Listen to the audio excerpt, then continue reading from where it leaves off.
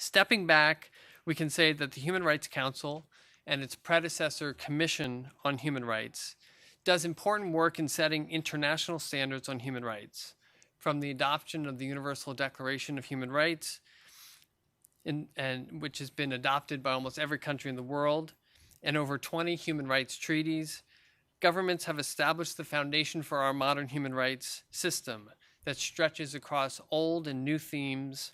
Most recently, we have a new treaty on disability rights, which is the subject of a Senate hearing this week, and new standard setting on such issues as LGBT rights, internet freedom, and rights to nationality, especially concerning women and children.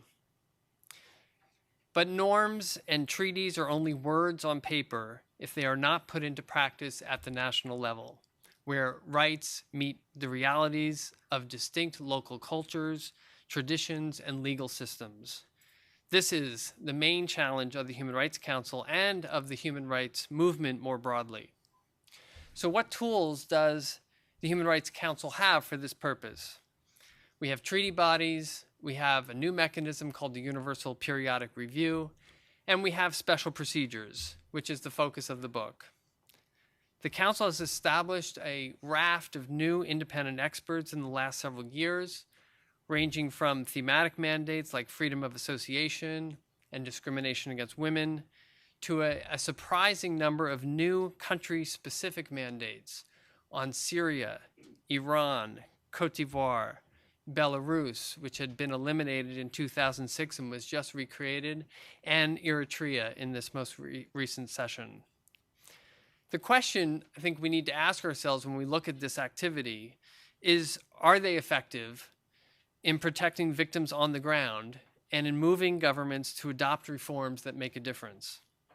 Based on our review of thousands of communications with governments, dozens of country visits and reports, and over 250 interviews, the answer is yes.